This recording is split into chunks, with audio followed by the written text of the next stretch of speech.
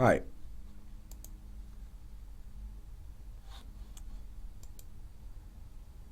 So it's Derek here. I was talking with famous people. And today I want to talk to you about ENTP decision making. Each type makes decisions differently.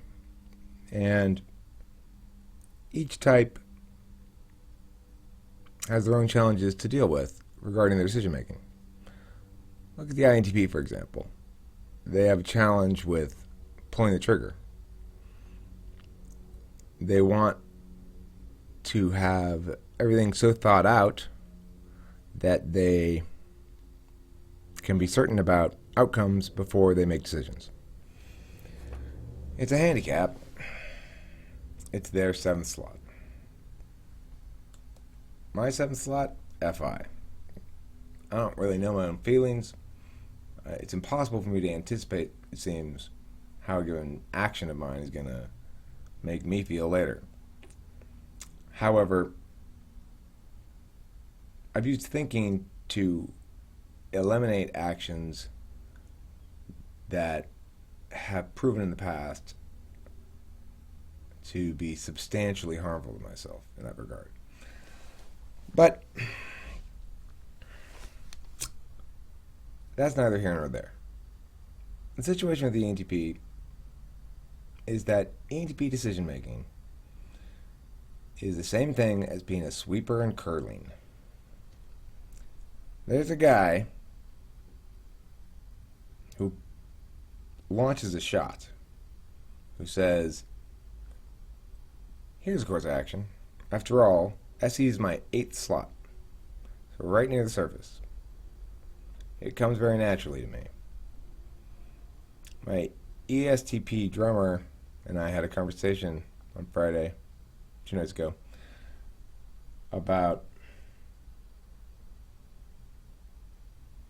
a distinction between being classically trained and just doing it. And we both understood the distinction, and we both agreed on the superiority of the extroverted action function, be that action metaphysical or physical. Music is exactly the right place where those things can join. I mean, not can join, but it's exactly the confluence of those two things. Especially drumming, right? So Nick's a drummer. Talk about the most physical of all metaphysical acts. And I'm the exact kind of opposite musician, in the sense that the physical part has never come naturally to me. My best instrument is my voice.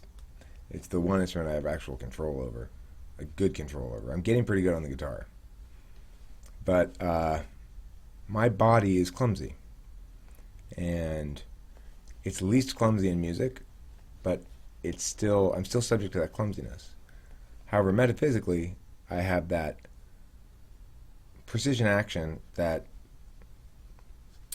Nick has in the physical world. So we identify with one another in that regard. Or in that regard. But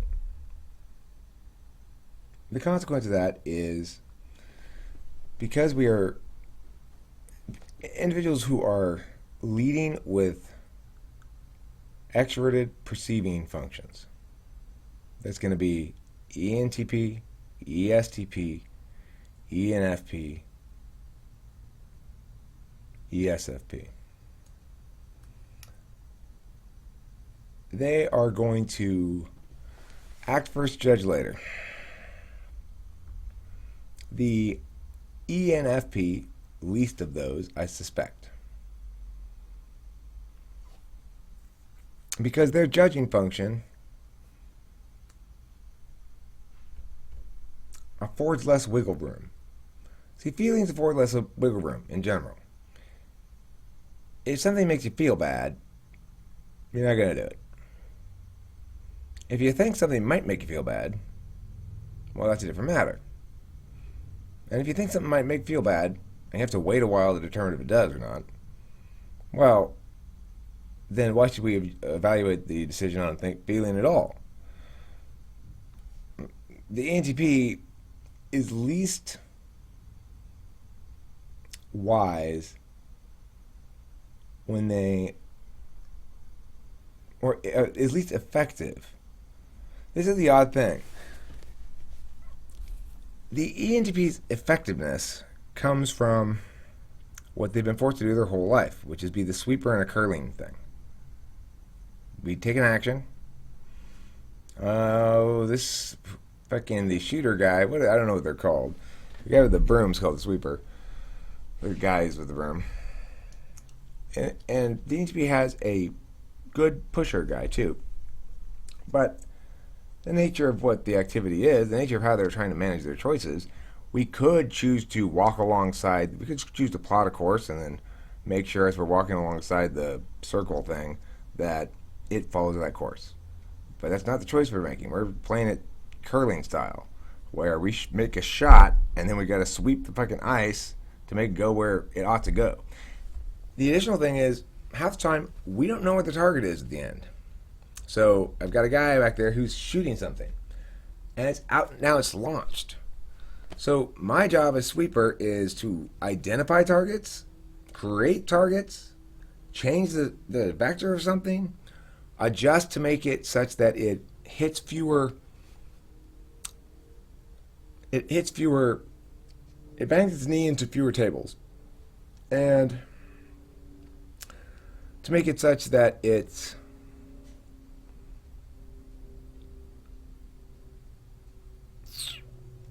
positioned within larger narratives that already have had their pathways swept and continue to be sweeping. So you've got a lot of sweeping going on concurrently, but you're only attending to one sweeping at a time because of the nature of language and how it locks things into objects. One of the advantages of having so many videos up is I've attained the maximum possible version of Trenton's spike bag. I have everything spiked. I have an answer in one of these videos probably for everything, anything. It's probably nothing that I don't have an answer for on one of these fucking 1,600 videos. Why? Well, because I talk about all kinds of things. I tend to try to work out in the fashion that I'm working out right now, the manner in which my contrary nature impacts others' perceptions of me, my perception of myself, and other such factors as I move through the world. Now, since I'm constantly sweeping,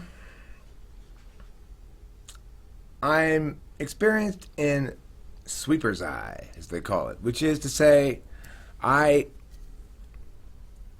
got a feel for the ice and how there's probably something good over there, or wherever it is. And the sweepers don't get to tell the pusher what to do, but what the sweepers are thinking informs the pusher's decision making. So, I assume this is true for probably all ENTPs. I have a very odd relationship with free will. I'm absolutely engaged in free will in post-action framing, in which I'm making decisions. However, I want to stress, again, I made no notes before this video. I see something, I see an object that's a single piece of data, like a title, and whole tracts of argumentation fall down before me. They're glimmers of argumentation. I can see the argumentation lines, but not visually. I feel them somehow. So, then when after the fact, it seems to me that the external universe set things up precisely so that various narratives fit in together, that various storylines combine, resolve, launch new storylines, etc. It's not scheming and it's not manipulation. It's what happens when you are both hyper aware and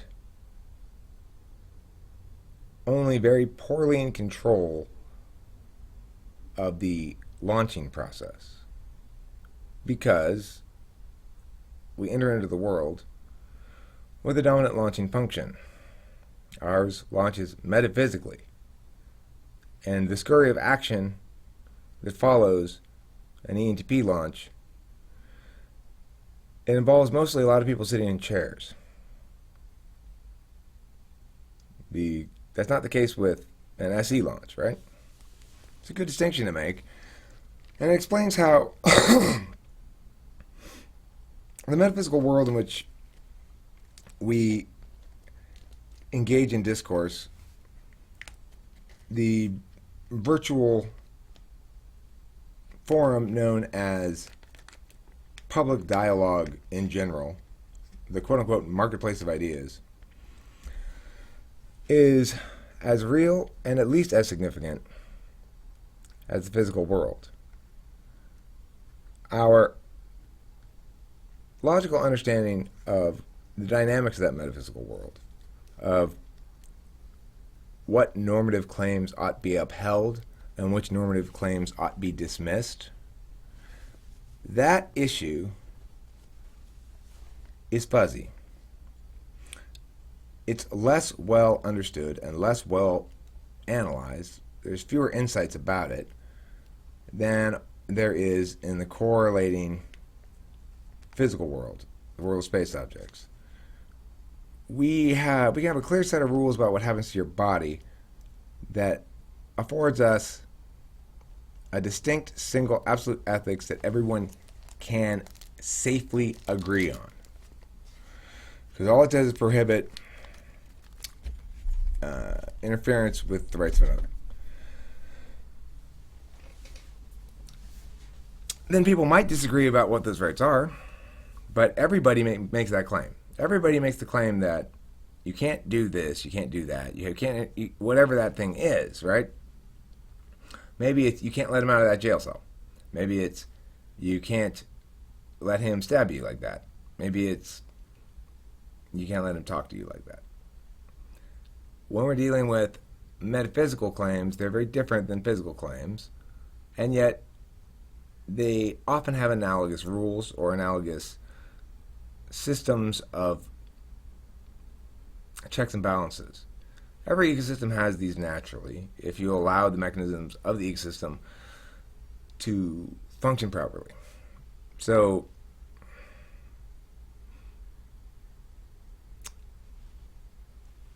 the same thing is true with decision making. There are checks and balances in how I make decisions.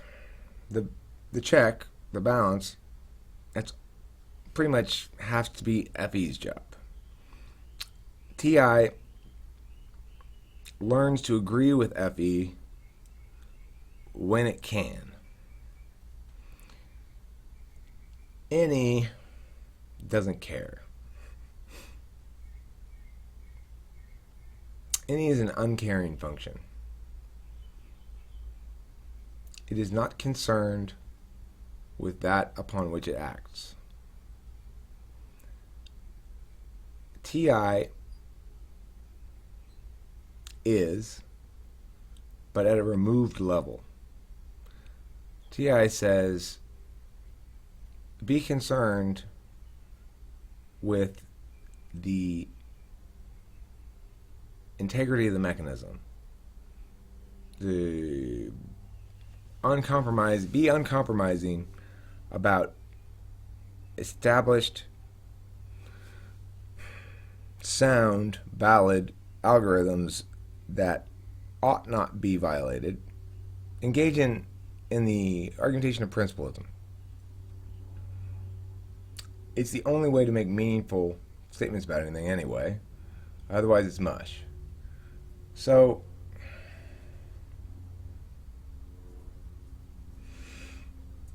managing the ethics then, managing ethics for an ENTP is a challenge. Obviously we have some self-control.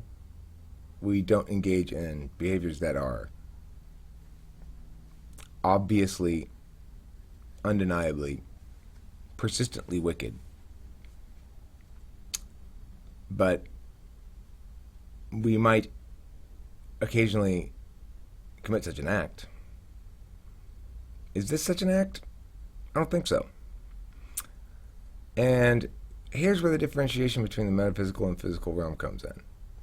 I think in the metaphysical realm,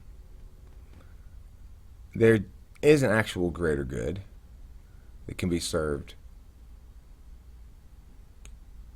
and that can justify behaviors in a way that those behaviors can't be justified in the physical world. Part of it is that the online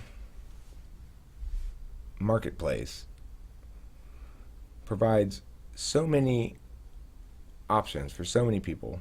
I mean, for everybody. It provides so many options for everybody that community membership is absolutely voluntary and optional. I said when I started this it might cost me a few subscribers. I think it has. And that's one of the checks and balances upon me, right? I do have FE in the mix, and it's constantly throwing a fit. So, as an NETI person, what I end up unavoidably doing is finding a way to make the meta-narrative more significant, have greater impact than the original narrative itself, which is what I'm doing right now. So the meta-narrative here is not one of, Eric, why were you mean? That is a contention level argument now that can be adjudicated either way without resolving the issue, particularly to the extent that I made the issue this. And to the extent that the other party insists that the issue is my meanness, then it allows me to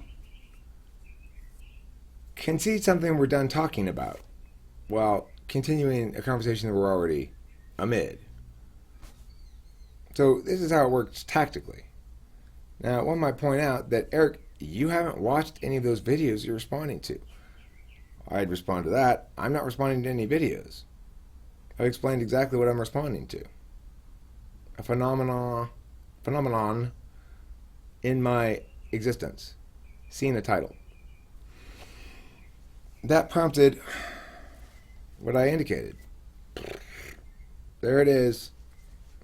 This is the next stage in the meta build. Why does one engage in a meta build like this anyway? Is there any point to this? Aren't you just distinguishing between the natures of infinite angels on the head of a pen or something like that? Did I mix my theological metaphors? I don't know. Well, I don't think so. I think that one of the biggest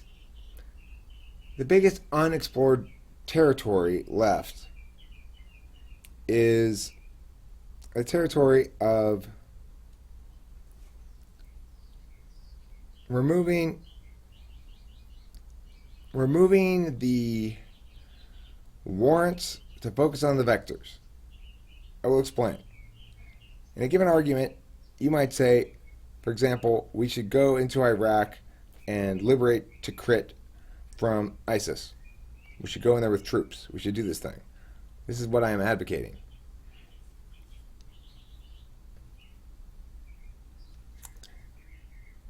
When we do things well, we remove all those details. And we say, advocate certain harm involving violence justified by this logic. So we differentiate between types of impact, and we say, here's the type of argument used to justify this type of impact. Here's the level of strength of that mechanical arrangement. When we successfully understand our reality such that we can't... I gotta stop fucking saying such that. What the fuck is wrong with me? You already told yourself that, Eric. Don't forget it.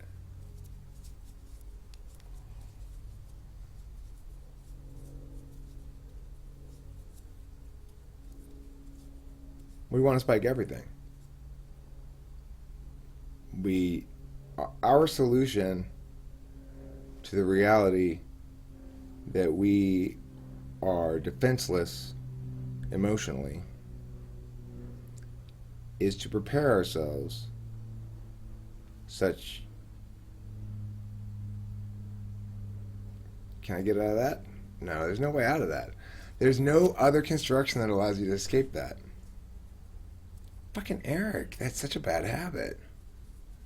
You gotta stop that right now. Okay, I know, you're listening.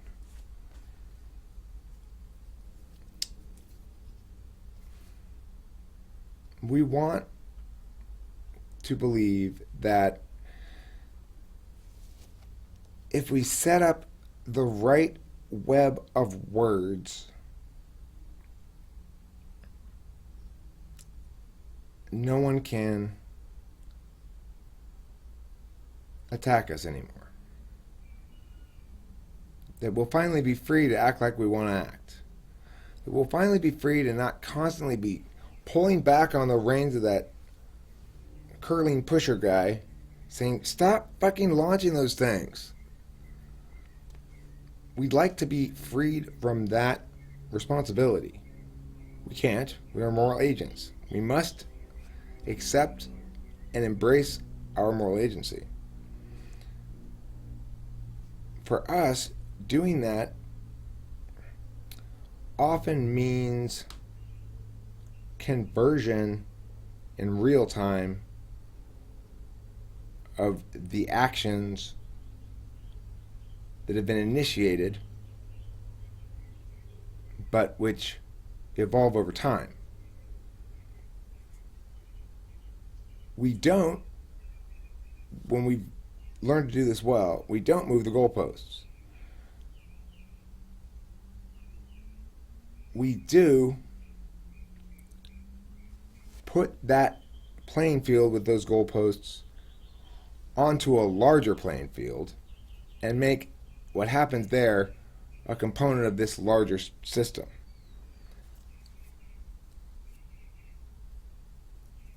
When things are framed large enough, disruptive, provocative discourse, provided it's not advocating, encouraging, or enabling harm doing in general, is a positive thing. And ENTP has to be very careful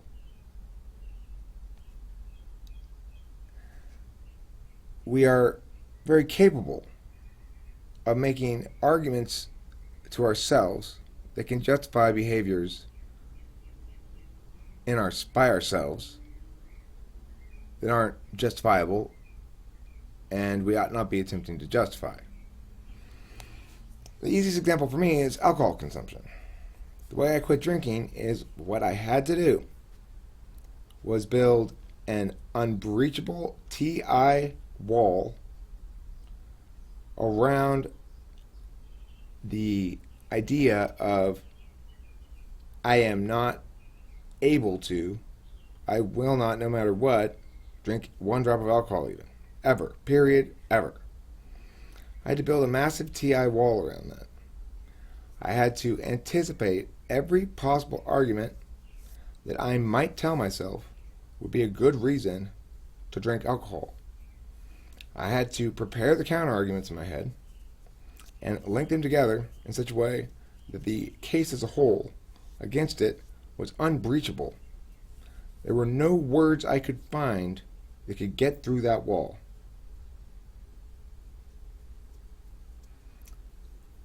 If I want, there are very few certain realities like that I have unbreachable walls around. Committing violence against human beings is one of them. So I never raise my fists. I believe in the right to self-defense. I don't think I'd ever use it. It muddies the argumentation too much. That's the reason. That's actually the reason. I don't want to lose the moral high ground. and I don't want to have to eliminate from my possible choice of argumentation options the choices that would have to eliminate if I engage in even fighting back.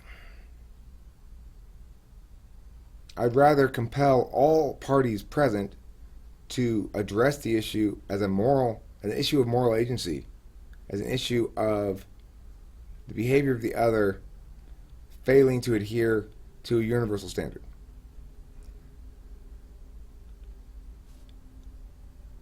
Why? Why am I like this? Well, Trenton's spikes are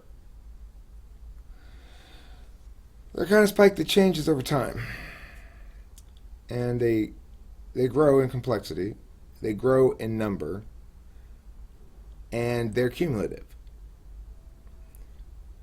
When an ENTP moves away from spiking FE directly and moves to distance the thinking types from those FE considerations by taking them into a different framework, a bigger framework, where time frame is considered. That's the best way to deal with that sort of stuff. Because remember, the one limitation feeling has in any sort of evaluatory system is that it does not do well with time frame. FI users, they cannot predict how they're going to feel about things later. It's something I've determined from a lot of talking to people about their personality types. This is a problem if you are making decisions that involve your feelings. It's why ENFPs might come across sometimes as indecisive, because their tool function is a judgment function, but it's a judgment function that is designed to work well in the moment, and it does not work well when projecting out over time. FE's a little bit more of a projective function, but it's mostly wrong. The reason it's mostly wrong is that even super experienced FE users don't understand that even if they're right about the F considerations, they misunderstand how those F considerations factor into larger considerations once they're mixed in with all the various T paradigms that predominate discourse. T paradigms have to predominate discourse because F paradigms aren't discursive. F paradigms are either descriptive or prescriptive. They either say, I love you so much, isn't it great that we love each other, here's some hearts and flowers. Or they say, or they promote harmony as a value, as a good, and then advocate for specific actions they believe are consistent with harmony without considering whether or not those actions actually produce the impacts they want, nor which impacts they don't want those actions might also produce. This is the problem with utilizing F in decision making in general. Now, there are different kinds of decision making, right? So if I'm making a decision about public policy, I have a moral responsibility to not consider F factors. And the reason is because that will always side incorrectly against mechanisms, protecting mechanisms, and in favor of harming mechanisms to produce the outcome you want in the short term. In other words, feeling judgment functions are myopic for any sort of decision making that involves coercive protocols. Now, where F decision making is important is in individual relationships. So it's critical that when I go over to my friend's house like I did the other night, I not pull a douchebag maneuver and start telling him what to do with his shit. Why did I do that? I don't know. This is why I kind of hate real life sometimes. In real life, I don't get to make additional videos that reframe what just happened and give it meaning and position it in a larger scheme of things that make it's nature necessary, regardless if it's kind of ugly, in order to attain the goods and the framing that's more important. I can't do that in real life. Time is linear and once used is exhausted. The nice thing about the metaphysical plane is it doesn't work like that. These videos coexist, both right now, forever, and they have identities that retain their birth date, so to speak.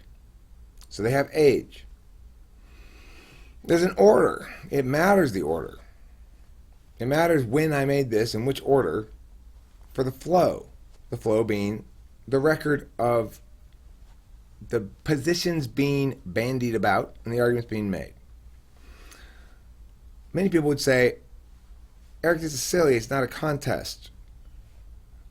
I would say, I know. But if you want to make an argument, it's one of those spikes out there. The answer is one of these spikes. I mean, when I think about it, it's totally insane. One does not realize how insane one is until one really looks at the cognitive functions and allows oneself to let go of the certainty that the way I am is the right way to be. So many people have that as a critical assumption upon which they build many, many, many conclusions. They're not aware they're doing that.